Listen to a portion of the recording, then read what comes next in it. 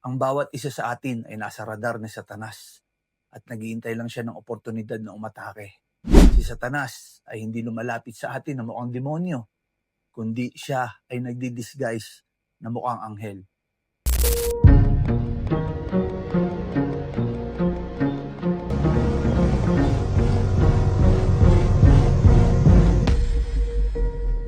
First Peter 5 verses 8 to 9. Be sober, be vigilant, because your adversary, the devil, walks about like a roaring lion, seeking whom he may devour. Resist him, steadfast in the faith, knowing that the same sufferings are experienced by your brotherhood in the world. Sa verse na ito, tayo ay binabalaan ni Apostle Paul na maging alerto at vigilant dahil tayo ay laging minamatyagan ng ating adversary o ng ating kalaban.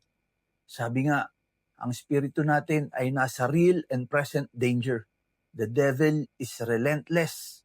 Hindi siya titigil at siya ay nanggigigil na iligaw tayo mula sa pananampalataya patungo sa pagdurusa.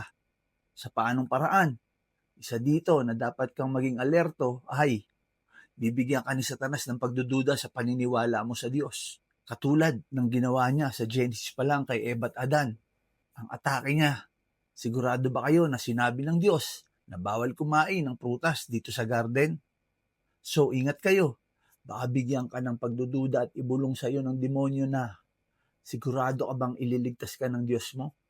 Bubulagin ka ng kayamanan para lumayo ka sa pananampalataya. Nako, napakarami niyan. Mga itinuturing mong tapat na kaibigan, pero i-impluwensyahan ka na i-justify na gumawa ng masama, magdroga, uminom, at malaso ng iyong isip. Sa mga kabataan, yung mga music na pinapakinggan mo, nalalason din sa isip mo. Mga music na tungkol sa sex, drugs, and alcohol, ililigaw ng mga beats na yan ang espiritu mo. Nataniman ka ng salita ng Panginoon, buburahin ni Satanas yan sa isip mo. Satan is a murderer. Gigiyangin ka niya. Gagawin ka niyang mainggitin, matakaw at mapag-imbot. Katulad ng ginawa niya kay Cain para patayin ang mismong kapatid na si Abel. Bibigyan ka ng sakit. Nalalayo ka sa pananampalataya sa kanya. Diyan, nabigo sa akin si Satanas. Kasi nung binigyan niya ako ng cancer, lalo kong pinagsiksikan ang sarili ko sa Panginoon. At dahil sa naranasan kong goodness ni God, ang naging dahilan kaya eto ako, tagapagbalita ng kanyang kadakilaan. Maging alerto, maging madasalin. Sa pagdarasal, nilalabanan mo at inilalayo ka ng Diyos sa kalaban. Tara kapatid, ipanalangin natin yan. Maaari kang yumukod o ipikit ang iyong mata at anyayahan natin ang Espiritu ng ating Panginoon. O Panginoong Diyos, patuloy na kami lumalapit sa iyo at ina-acknowledge namin ang katotohanan ng may labanan ng espiritu ng kabutihan at kasamaan sa aming buhay. Tulungan mo kaming mag-ingat at magkaroon ng malinaw na perspective, Panginoon, ukol sa iyo na maging handa sa paraan ng kaaway. Balutin mo ang aming puso at isip ng iyong katotohanan at kami tumayong matibay laban sa tukso at pagsubok. Panginoon, inilalapit namin sa iyo ang aming mga kapatid na kasama namin sa panalangin ito ng mapaglabanan at mapagtagumpayan ang kaaway.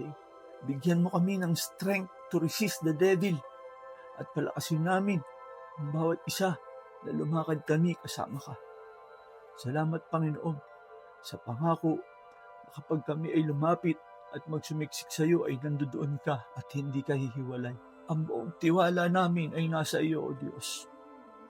Sa iyo ang papurit pagsamba, Panginoon. Ito ang aming samo at dalangin sa pamamagitan ng aming Panginoon at tagapagligtas na si Jesus. Kapatid, follow mo ang page natin. Araw-araw tayong magsama-sama.